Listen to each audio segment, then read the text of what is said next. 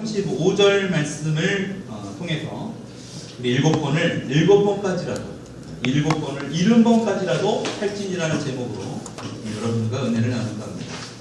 여러분, 여러분들이 사용하고 있는, 또 제가 또 사용하고 있는 그 핸드폰을, 그 스마트폰을 처음 만들었던 이 애플사를 처음 만들었던 스티브 잡스라는 사람이 있습니다. 이 사람이 이 스마트폰을 처음으로 만들고 나서 이 애플사가 최근에 굉장히 많은 매출을 또 올리고 있습니다. 정말 이 사람의 큰 업적 중에 하나가 우리가 집에서 사용하는 이 데스크탑 또는 노트북을 가볍게 손으로 들고 다니면서 부피를 굉장히 작게 만든 그런 또 핸드폰과 또 기존에 사용했던 그 휴대폰과 결합을 해서 만든 그런 사람이기도 합니다. 여러분, 이렇게 생각지도 못했던 이 물건을 개발한 이 사람이 지금 살아있을까요? 네, 죽었습니다. 췌장암으로 결국 그가 몇 년 전에 사망하고 맙니다. 여러분, 이 잡스가 죽고 나서 남긴 돈이 무려 얼마인지 아십니까? 미국 돈으로 70억 달러, 무려 우리나라 돈으로 8조 4천억. 기본적으로 여러분들 집에 뭐 한 1조 정도는 있으니까 8조 4천억 얘기해도 별로 그렇게 놀라지 않아요. 8조 4천억이나 되는 돈을 이 사람이 죽고 나서 남겼대요. 여러분, 이 엄청난 돈을 가지고 있었지만 중요한 건 췌장암에 걸려서 그를 다시 살리는데 그 많은 돈이 있음에도 불구하고 결국에 살릴 수 없었다. 참 인생을 볼 때마다 이 돈 때문에 우리가 또 열심히 일도 하고 또 이렇게 동분서주하면서 더운 날에도 밖에서 이렇게 직장에서 또 일터에서 일을 하는데 그 돈이 우리의 생명을 살릴 수 없다는 것을 우리가 이런 부분을 보면서 알 수 있습니다. 여러분, 감히 다른 사람들이 생각하지 못했던 이 컴퓨터를 만들고, 그렇죠? 애플사를 만들고 이 모바일 기계를 만들었지만 그 명석했던, 그 뛰어났던 그 두뇌가 그의 생명을 살리지는 못했다는 것입니다. 근데 오늘 제가 여러분들에게 말씀드리고 싶었던 건 뭐냐면 이 말씀의 주제보다, 이 돈의 주제보다 더 중요한 건 뭐냐, 이분에게 굉장히 큰 이슈가 있습니다. 그게 뭐냐면 이 스티브 잡스를 낳아준 그 아버지를 한 번도 만나보지 못하고 죽었다는 거죠. 실제로 스티브 잡스를 태어나게 했던 그 아버지, 그 이름이 잔달리라는 사람입니다. 어머니의 이름은 심슨이라는 사람인데 이분들이 결혼을 했는데 같이 살았는데 정식으로 혼인신고를 하지 못하고 이 잡스를 낳았다고 합니다. 근데 이 심슨이라는 어머니 쪽에서 이 아버지 잔달리라는 사람과 결혼하는 것을 극심히 반대했대요. 근데 애를 가졌고 임신한 상황이다 보니까 결혼도 하기 전에 어쨌든 정식으로 혼인신고를 하기 전에 잡스를 낳고 만 거예요. 근데 이 아내 쪽에 이 결혼을 반대하니까 이 잡스를 결과적으로는 어디로 보냈냐? 바로 입양센터에다 보내버린 거예요. 입양기관으로. 사생아가 된 거죠. 여러분, 입양을 보내고 얼마 지나지 않아 이 결혼을 반대했던 그 어머니 쪽, 그 심슨의 아버지가 죽자 다시 이들이 정식으로 결혼을 하게 됩니다. 근데 그러나 이 스티브 잡스는 이미 입양기관으로 보낸 상태이기 때문에 이 부모 밑에서 있지 않았어요. 폴 잡스라는 사람의 그 가정에 입양이 돼서 그곳에서 자라게 됩니다. 그럼 나중에 스티브 잡스가 이제 엄청나게 이름을 날리게 되잖아요. 엄청나게 유명한 사람이 될 거예요. 그 아버지 잔달리가 이 자신의 아들을 한 번이라도 만나고 싶어 합니다. 근데 혹시라도 그의 명예, 그의 돈 때문에 혹시라도 만나는 게 아닌가라는 세상 사람들의 시각 때문에 굉장히 비공개적으로 조용하게 이 잡스에게 꾸준하게 메시지를 보냈다고 합니다. 이 잡스가 생일 때마다 무슨 일이 있을 때마다 안부 메시지 정도 이 잡스에게 계속해서 그 아버지 잔달리가 메시지를 보냈대요. 근데 중요한 건 이 스티브 잡스가 어떻게 했느냐, 이런 아버지의 메시지를 보고도 아버지를 죽기 전까지 한 번도 만나주지 않았다는 거예요. 여러분, 결국 이 아버지 80세가 된 이 잔달리가 이제 그 80세가 되었는데 그 아버지가 된 마음에서 그 아들을 보는, 췌장암에 걸린 아들을 볼 때마다 얼마나 가슴이 아프겠어요. 그렇죠? 56세의 나이로 사망한 그 아들을 80세의 그 아버지 잔달리는 마음속에 묻고 말할 수밖에 없었다는 것입니다. 여러분, 이 이야기만 보더라도 자기에게 상처를 준 그 사람을 용서한다는 것, 우리가 결코 쉬운 일이 아니라는 것을 우리가 알 수 있다는 것입니다. 여러분, 혹시라도 이 스티브 잡스가 마음속으로 아버지를 용서했다고 가정하더라도 그것은 진정한 용서라고 할 수 없습니다. 왜 그럴까요? 진짜 아버지를 용서했다면 그 용서를 받아들였을 것이고 아버지의 꾸준한 그 메시지를 통해서 한 번이라도 아버지를 만났을 거라는 겁니다. 여러분, 자신을 용서한다는 것, 그 아버지를 용서한다는 것을 겉으로 표현하는 것, 그것이 진짜 용서잖아요. 그렇죠? 근데 이 죽기 전에 스틸러스는 그렇게 하지 않았다는 거예요. 말은 용서한다고 하지만 자신의 행동에서 용서하는 그런 행동의 모습이 보이지 않는다면 그것은 어찌 보면 진정한 용서가 아니라는 것입니다. 그래서 오늘 저와 여러분들이 이 두 가지 측면에서 조금 살펴보려고 합니다. 오늘 본문 말씀에 나오는 대로 이 용서를 받아들이지 못하는 것과 용서를 하지 못하는 것에 대해서 살펴보려고 합니다. 뭐를 살펴보려고 한다고요? 용서를 받아들이지 못하는 것과 용서를 하지 못하는 것. 이 두 가지 측면에 대해서 오늘 좀 살펴보려고 해요. 우리 신앙생활 가운데서도 이 용서를 받아들이지 못하고 용서를 하지 못하는 데 대한 엄청난 부작용들이 우리 신앙생활 안에서, 우리 교회 안에서도 또 믿음 생활을 하고 있다는 우리 가정 안에서도 이런 일들이 일어나고 있다는데 정말 좀 안타까운 그런 문제들이 일어난다는 거죠. 여러분, 그래서 오늘 이 본문 말씀을 통해서 하나님의 그 무조건적인 은혜와 용서, 여러분, 저와 여러분들이 이 자리에 있다는 것만으로도 우리가 어떤 행동을 해서가 아니라 하나님이 우리를 이미 무조건적인 은혜와 무조건적인 용서를 해주신다는 것을 반드시 믿으시기 바랍니다. 여러분, 그 무조건적인 용서를 받았기 때문에 우리는 어떻게 해야 돼요? 다른 사람에게도 무조건적인 용서를 해야 된다는 거죠. 여러분, 오늘 읽은 이 본문 말씀을 요약하자면 오늘 어떤 인물이 나옵니까? 어떤 임금이 1만 달란트 빚진 종을 불쌍히 여겨서 이 빚을 어떻게 해요? 탕감을 해줍니다. 탕감해줬다는 말은 다 그것을 면책해줬다는 거예요. 다 무효됐다는 거예요. 무효. 무슨 일로 인해서 1만 달란트 빚진 이 종이 되었는지는 모르겠지만 중요한 것은 이 임금이 그를 불쌍하게 생각해서 그 모든 빚을 다 탕감해줬다라고 성경은 기록했어요. 근데 문제는 뭐냐? 그 탕감받은 종이 밖에 나갔는데 그 자신에게 100데나리온 빚진 그 어떤 동료, 친구 하나를 만났는데 어떻게 했다는 거예요? 자신의 100데나리온을 꾸어갔던 그 동료를 빚을 갚으라고, 당장 빚을 갚으라고 옥에 가두는 사건이 바로 오늘 읽은 본문 말씀입니다. 임금은 그러니까 다시 그를 불렀습니다. 야, 내가 너를 1만 달란트를 다 탕감해주는데 왜 너는 용서해주지 않고 그 100데나리온을 받으려고 그를 왜 옥에다가 가두고 왜 그를 그렇게 힘들게 하느냐? 다시 그를 옥졸에게 넘겼다는 그 내용이 오늘 읽은 본문 말씀입니다. 여러분, 우리 가운데 많은 사람들은 오늘 읽은 본문 말씀에서 예수님의 비유에 나오는 이 종의 모습과 비슷한 부분들이 굉장히 많이 나옵니다.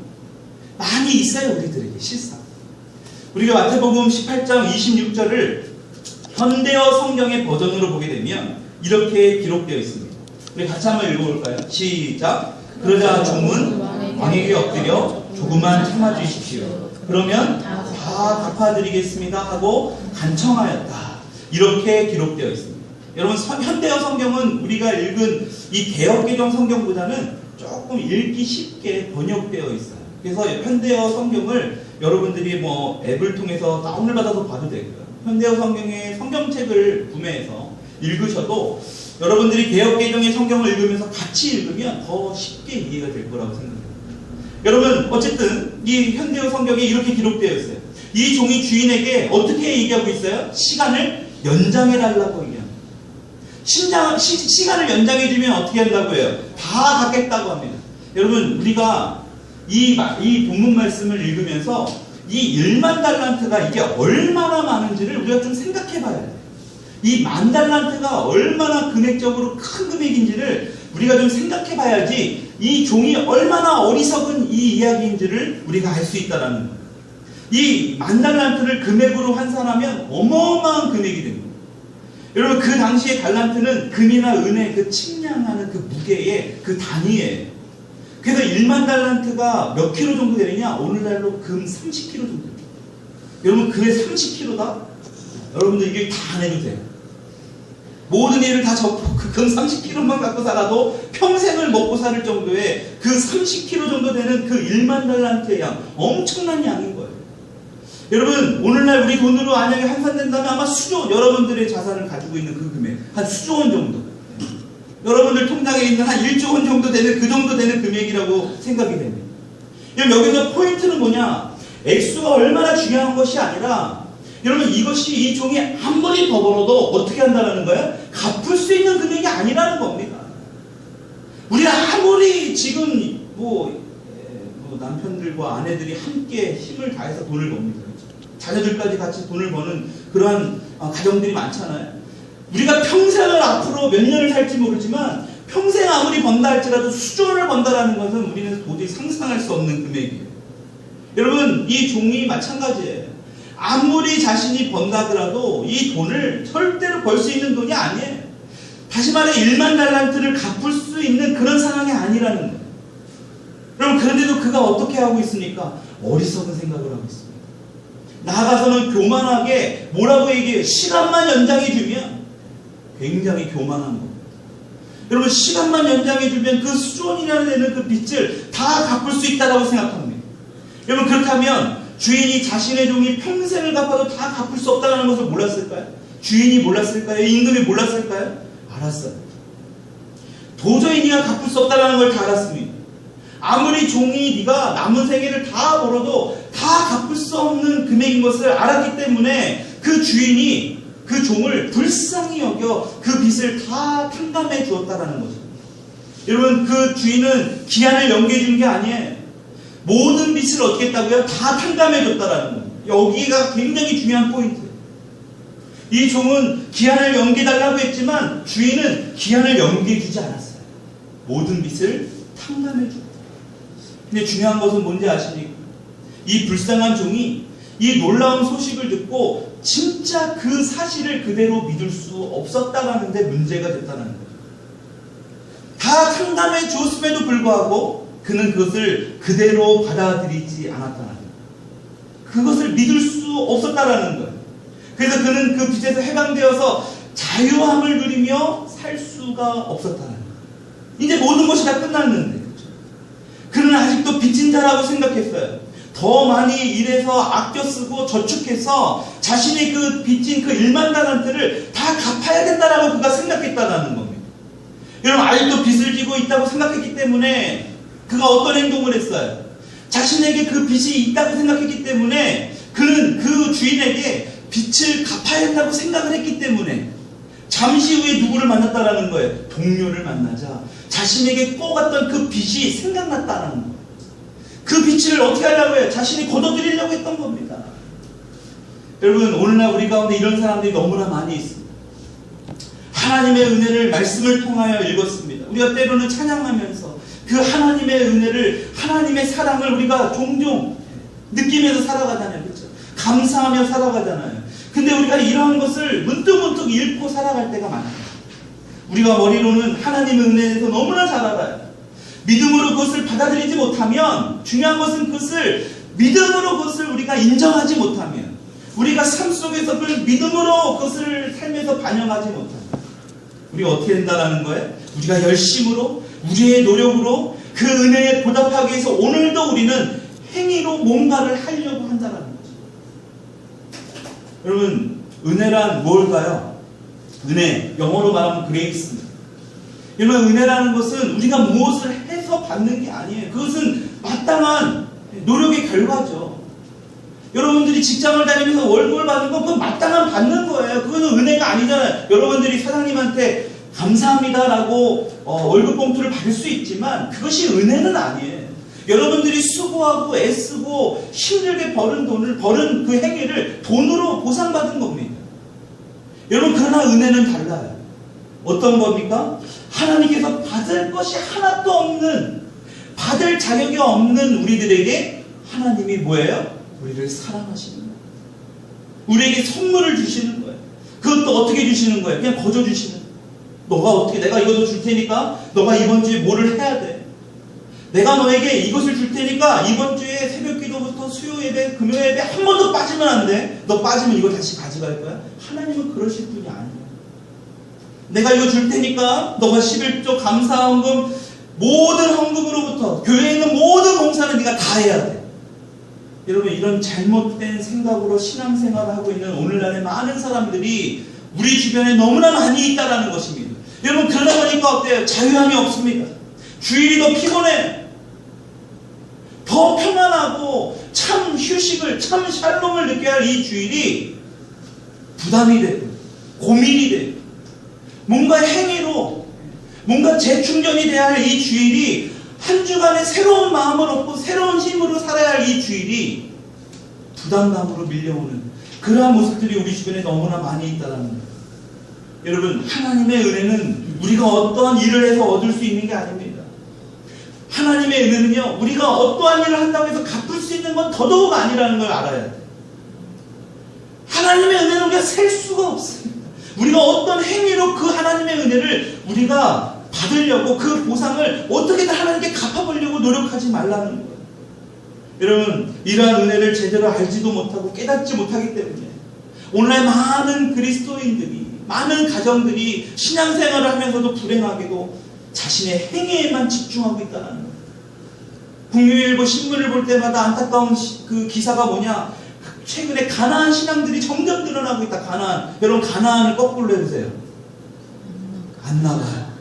안 나가면 안 나가. 교회에 안 나갑니다. 왜? 교회 나가면 봉사시키고, 교회에 나가면 헌금하라고 강요하고. 여러분, 헌금을, 그러니까 물론 저는 그런 생각을 합니다. 그분들이 헌금을 강요한다라고 목사님에게 왜곡되게 들은 경우도 있을 수 있어요. 목사님의 의도는 그게 아닌데 그분들 스스로가 잘못 해석할 수도 있습니다. 헌금한다고 해서 모든 것을 강요하는 것은 잘못된, 그건 아니에요. 여러분, 중요한 것은 뭐냐? 안 나갈 신앙들, 가나안 신앙들이 점점 더 많아지고 있다는 거예요. 여러분, 왜 그럴까요? 교회 안에 예배를 통해서 그 하나님의 은혜를 경험을 못하니까 뭔가 행위로서 뭔가 하려고 그래요. 여러분, 중요한 것은 목회자분들 안에도 그런 모습들이 있는 분들이 있습니다. 자유함이 없습니다. 예배 생활 안에서도, 이 신앙 생활 안에도 자유함이 없다 보니까 뭐예요? 성도들을 다 율법으로 정죄해버립니다.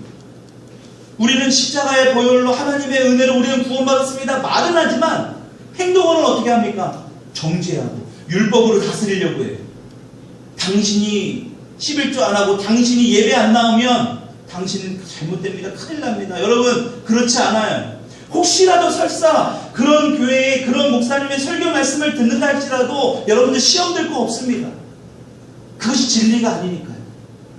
그렇다고 해서 그분들을 막 비난하고 그분들의 교회를 막 그렇게 하지 마세요. 정죄하지 마세요. 여러분, 그분들에게도 그런 상처와 아픔들이 있기 때문에 그러한 모습으로 성경을 해석할 수밖에 없는 그 이유를 이해해야 된다. 여러분, 중요한 것은 뭐냐? 하나님은 오늘 이 본문 말씀을 통해서 우리가 어떤 행위를 통해서 하나님의 은혜를 갚으려 하지 말라는 거예요.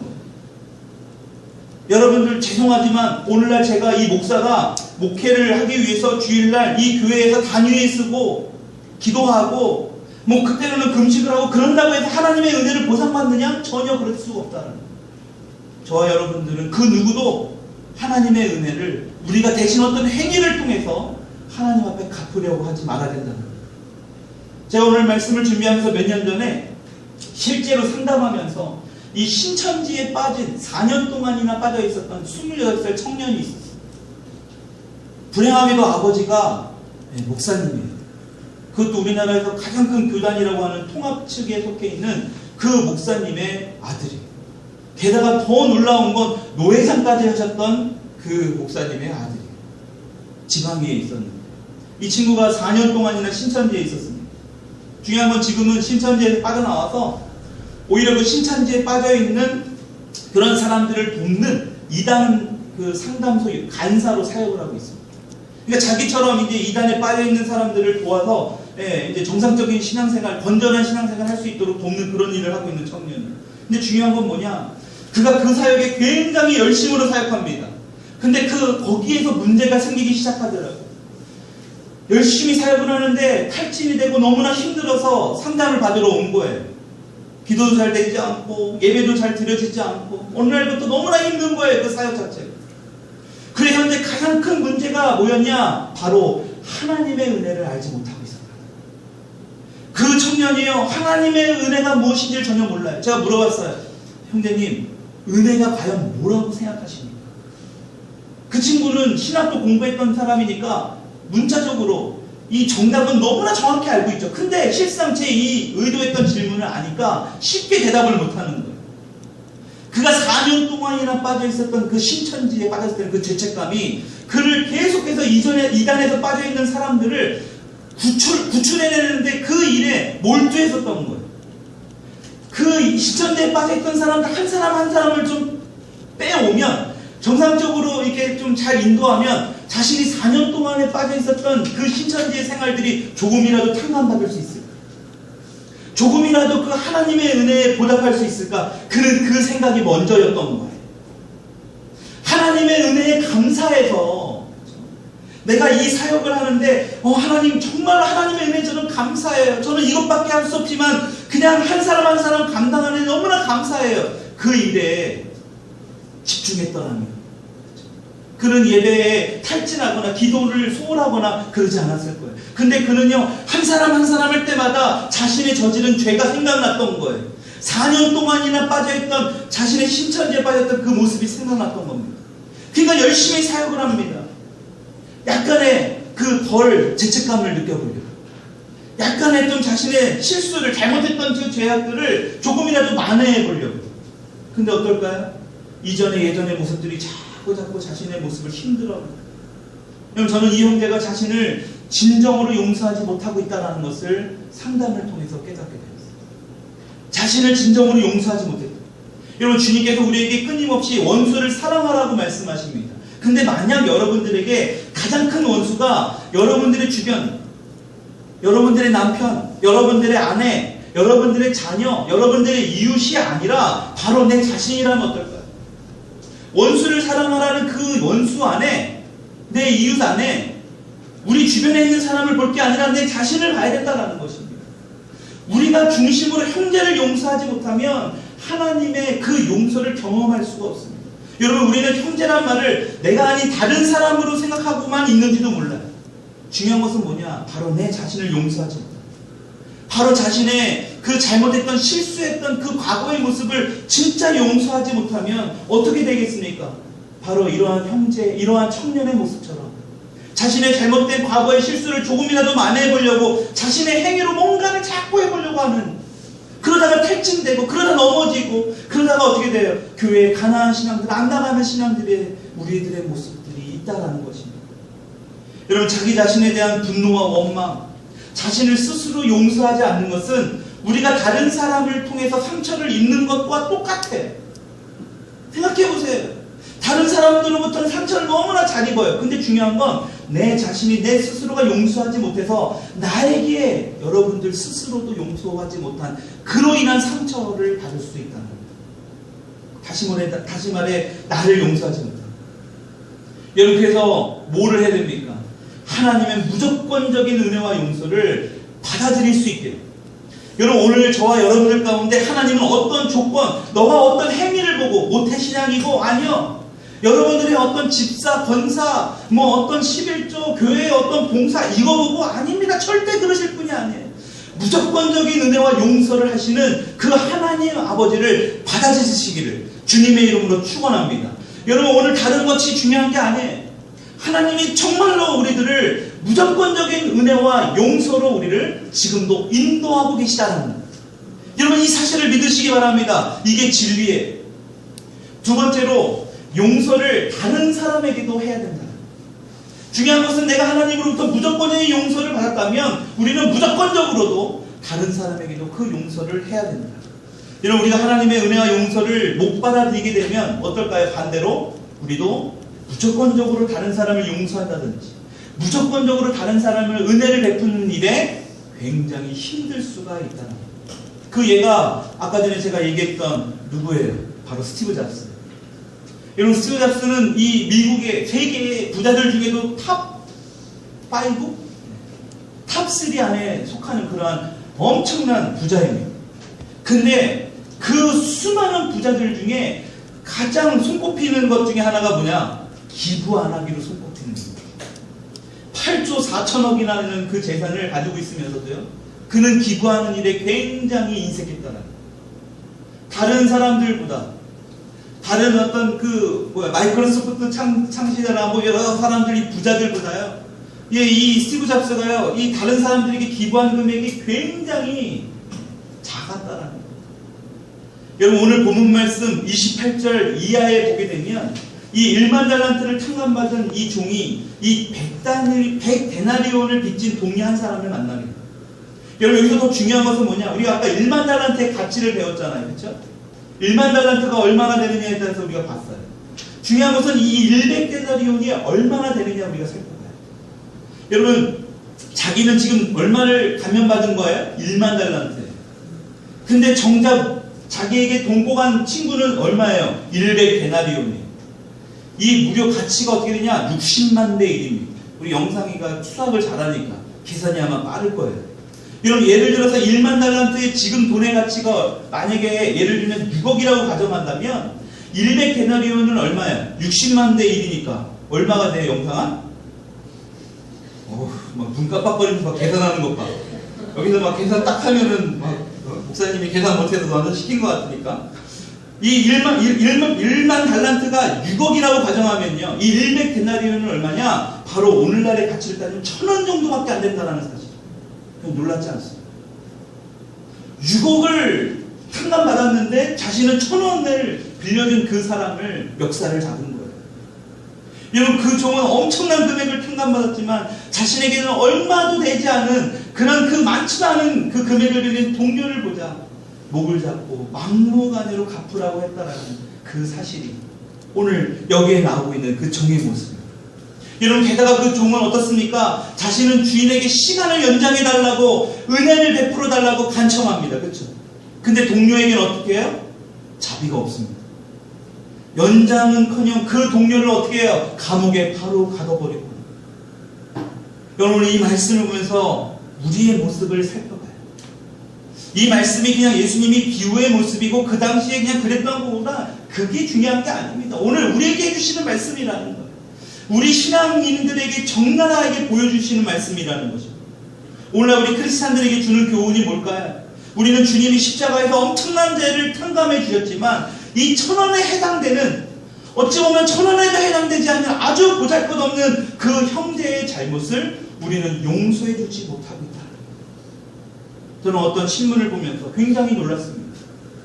부부 생활하면서 가장 싫어하는 원수, 가장 싫어하는 사람 누구냐? 남편과 아내에서 막 조사를 했어요. 어떤 사람인지 관계. 그 각순위, 1순위가 누군지 아세요?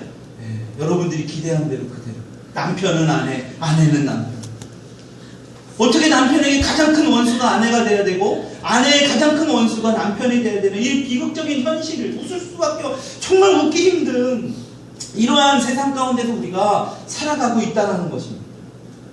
그것도 크리스찬들이.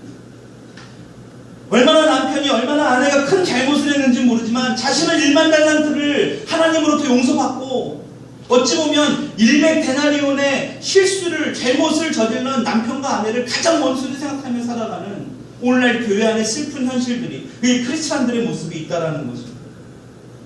여러분, 그래서 우리가 생각해야 될 것은 뭐냐? 이 6억의 죄, 하나님으로부터 탕감받은 이것도 정말 중요합니다. 근데 더 우리가 한번 오늘쯤 생각해봐야 될 건 뭐냐? 이 1,000원짜리가 무엇일까? 내 안에 이 1,000원짜리가 뭘까? 저는 이것을 상처라고 생각해요. 여러분, 그 종이 6억의 죄를 용서받고 결국 이 1,000원짜리의 상처를 만났을 때 어떤 반응을 보였냐라는 거예요. 자신의 엄청난 금액을 탕감받았다는 사실을 잊고 어떻게 합니까? 엄청난 자신의 분노와 혈기를, 이 그를, 친구를 감옥에 넣고 말았다는 거죠. 여러분, 그래서 우리가 1,000원짜리의 이 상처를 처리해야 하는 것, 이것이 정말 중요하다는 것입니다.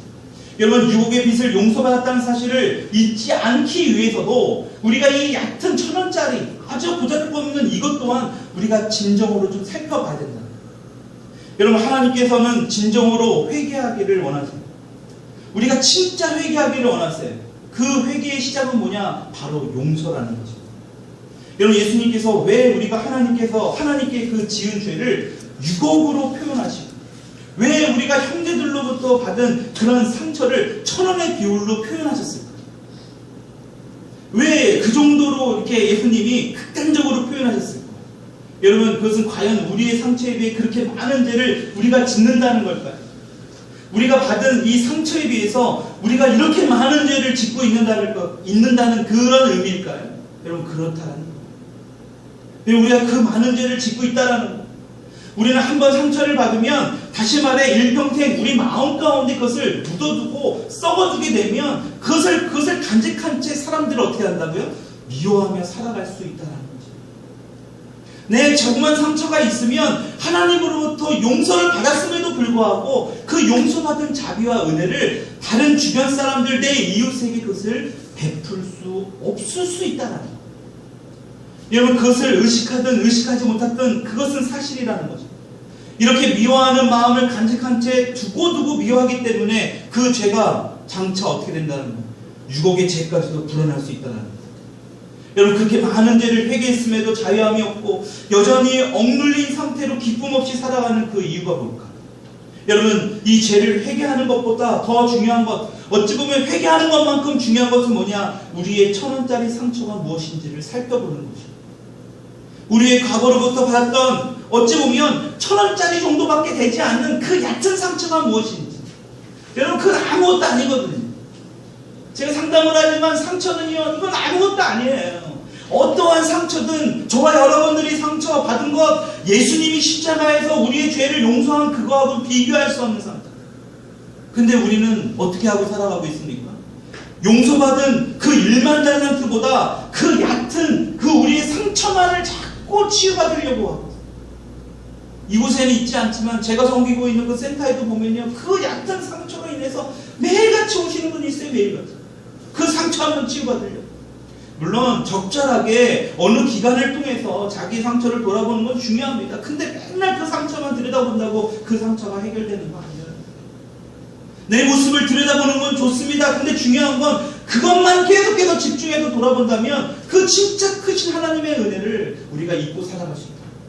사랑하는 성도 여러분, 그렇다면 우리는 어디까지 용서해 줘야 할까? 여러분, 베드로가 예수님께 형제의 죄를 몇 번이라도 용서하면 되겠냐고 물어봅니까? 네. 7번이라도 용서하면 됩니다. 근데 예수님이 오늘 뭐라고 말씀하고 계십니까? 오늘 제목에도 나옵니다. 70번씩 7번이라도 용서해야 돼요. 여러분, 이것을 숫자적으로 490번의 횟수를 말씀하시는 게 아니에요. 무한대를 말씀하시는 거예요. 70번씩 7번이라도 용서하라는 말씀은 네가 끝난 날까지, 내가 이 세상 사는 날까지 너는 용서하는 삶을 살라는 거예요. 그 상담을 하다 보면 이 치유받고 이 사람들이 용서했다고 생각하는 사람들이 굉장히 많아요. 근데 문제는 뭐냐? 그 사람을 보면 다시 화가 난다는 거예요. 그 사람과 이야기하다 보면, 그 사람을 만나다 보면 다시 화가 난다는 거예요. 여러분, 그것은 진정한 용서가 아닙니다. 아직까지 용서하지 못한 우리의 감정이 있기 때문에. 그래서 계속해서 생각날 때마다 그것을 직면하고 그것을 진짜 용서를 해야 할 때에 우리의 100데나리온 그 상처가 사라지고 6억의 죄를 탕감받은 그 하나님의 은혜에 우리가 비로소 감사할 수 있다는 사실을 믿으시기 바랍니다. 여러분, 중요한 것은 그것을 직면해야 돼요. 그것을 바라봐야 돼요. 객관적으로 인정해야 됩니다. 근데 우리는 본능상 우리의 상처를 자꾸 가리려고 하고 자꾸 드러내려고 하지 않는다는 거예요. 오늘 우리가 귀한 말씀을 통해서 우리의 과거의 상처와 아픔들이 있다면 하나님 앞에 기도하세요. 어떠한 상처와 아픔들이 우리를 6억의 죄를 탕감받은 그 하나님의 은혜까지도 가리고 있는지 우리가 오늘 살펴봐야 합니다. 오늘 말씀을 정리하겠습니다. 여러분, 하나님께서 오늘 이 말씀을 통해서 다시 한번 하나님의 사랑을 깨닫게 하는 거예요. 우리들의 그 1만 달란트에 해당하는 그 죄 때문에 어찌 보면 아무 죄도 없는 예수 그리스도를 십자가에 못 박게 하셨어요. 그리고 어떻게 하셨어요? 우리를 용서하셨어요. 우리를 의롭다라고 하셨습니다. 여러분, 그럼에도 불구하고 아직까지도 자신의 노력으로 우리의 지은 과거의 죄를 용서받으려고 노력하시는 분들이 계십니까? 어떠한 행위를 통해서 하나님께 지었던 죄를 자꾸 탕감받으려고 노력하고 계십니까? 여러분, 분명하게 하나님께서 말씀하세요. 저와 여러분들에게 예수 그리스도의 피를 통해서, 그 예수 그리스도의 보혈을 통해서 용서받은 사실을 하나님께서는 믿으시라, 그것을 믿으라고 분명하게 말씀하고 있다는 거예요. 그리고 또 하나, 우리가 용서해야 할 것은 100데나리온 정도밖에 되지 않는다. 6억이라고 가정했을 때 1,000원 정도밖에 되지 않는다. 여러분 6억과 1,000원 정말 비교할 수 없는 것. 우리가 지은 죄에 비하면 고작 얼마 되지 않는 이 금액을 가지고 지금도 용서하지 못하고 있는 그런 분들이 우리 가운데 있다라면 어떻게 될까요? 오늘 이 시간 용서하십시오. 믿음으로 선포하십시오. 여러분 용서는 감정이나 어떤 기분으로 하는 게 아니에요. 내가 기분 좋을 때는 용서하고 이게 아닙니다. 의지가 동반돼야 돼요. 우리가 말씀으로 믿음으로 결단해야 돼요. 왜? 우리는 1만 달란트를 평강받았기 때문에. 고작 100데나리온 하나님 용서합니다. 그렇게 될 때 어때요? 우리의 감정이 동반되게 되고 그 감정을 솔직하게 주님 앞에 고백할 수 있게 된다는 거예요. 그때 하나님께서 우리의 마음을 터치해 주시고 오늘 우리 이 시간 이 말씀을 다시 한번 생각하면서 우리가 기도하는 잠깐